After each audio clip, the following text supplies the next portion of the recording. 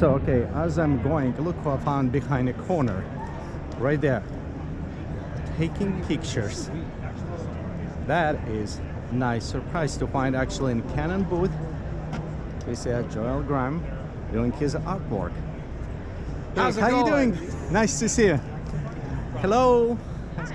Hey Joel, how you doing? Well, we're doing a concept of double exposure.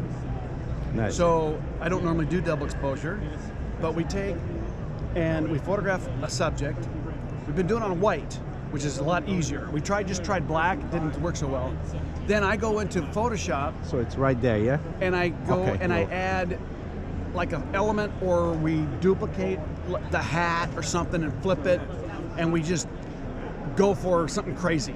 This is like your first experiment, you're kind of trying new stuff? Well, I tried it before I got here, and this is one of the images. This will give you a good idea of what... Wow, that is a large print. This is one model. I just flipped her. So I mirrored her and then put a blending mode of light. Nice. And then it kind of does a really weird thing. And then I added the flower. Of course, the flower. You will have that on your university.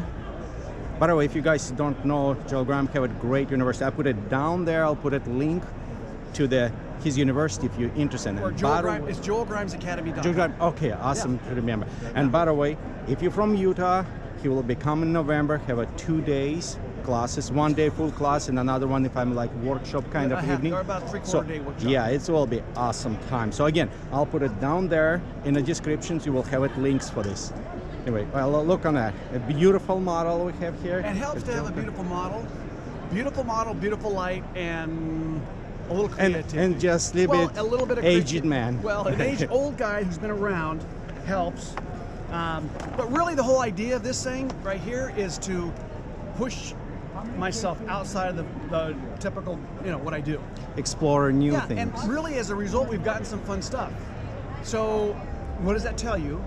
That sometimes you just go, okay, they came to me and said double exposure. I didn't come up with the idea. And then I go, okay, double exposure. Is that in camera? Which we tried yesterday, some in camera stuff. It's a lot harder, but you can do it. But it's much easier. But yeah, well, it's easier at the beginning, yeah, but double exposure in Photoshop would be with blending modes. So one of the things that, and you know Photoshop very well. I hope. Yeah, well, so last year I was doing gray, 50% gray, and overlay or soft light punches a hole right through gray. So then you can add any texture you want. You can take a picture of this carpet or concrete or anything, and then it'll stick to the background. And the beautiful thing is it keeps the shadow of your model. So it looks like she's actually leaning against a concrete wall. Nice.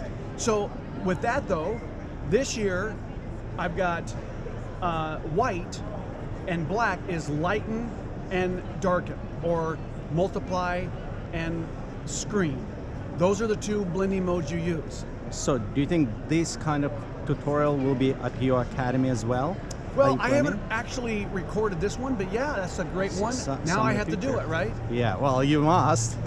But here's the interesting thing is, once you understand some basic blending modes, then it can give you ideas of taking and doing it in the camera instead of just in Photoshop.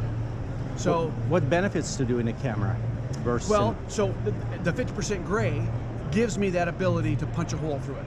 So I don't have to go and have concrete, slate, whatever I want, burlap. I can put any texture I want after the fact in Photoshop. Nice. So when I did that Harley project, 100 Days on the Road, I shot everything on gray. All those Harley riders are on gray. I said, here's a print of that. Wow. Yeah, I remember last year when you had the same on Canon and Adobe MAX 2017, you had a nice shot. That is beautiful. So that is great things. The question, I noticed you have your classic 3 light setup right now, yes? Well, I turned off the, I just turned off the side lights, but so yes, I had it. I just want to show, the last year, Joel was using tilt and shift leads, correct, for shooting? Was to get bigger files. For bigger, okay. So just for those who interested, he have a nice beauty dish, kind of collapsible, and there's a Westcott, if I'm right. Yeah, yes? Westcott, yeah. Westcott doing, so it's a special dish that's beautiful. It's have a deep lighting, if I'm right, nice shadows. Also we have 2 soft boxes, you probably can see here, and it is Canon Mark IV. 5D SR. SR, oh, SR, okay. So just there's his gear, very simple setup, and produce beautiful, beautiful pictures. And so thank you very much for some of your time. So we're going to see you in about a month? Yep, in Utah sometime. So now, are you taking me out to steak dinner? Sure, if you will be steak. Well, no, I'm just kidding. My time there is pretty short. You know, I'm cook. I know you are. I'm actually chef, so yeah, I can make very nice food. But no, I look forward to it. I had a great time last year out there with Awesome. Picture Line. Yes. And yeah, and it's hopefully going to be snow on the mountains in the background. Oh, it's already actually. Yeah. It's very nice. Have you been on Antelope Island?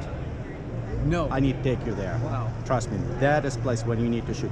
I'll show you some shots we did with the like Native Americans there kind of. Wow. It's a beautiful, beautiful area. It's a bisons. It's very, very nice area. By the way, again, sorry to remind, but if you're interested, remember it will be joelgramsacademy.com, correct? And its link will be down provided in descriptions, as well as a link to his classes that will be in Picture Line in November. Very Thank cool. you, guys. Now, is this a GoPro? This is the new GoPro? Yeah.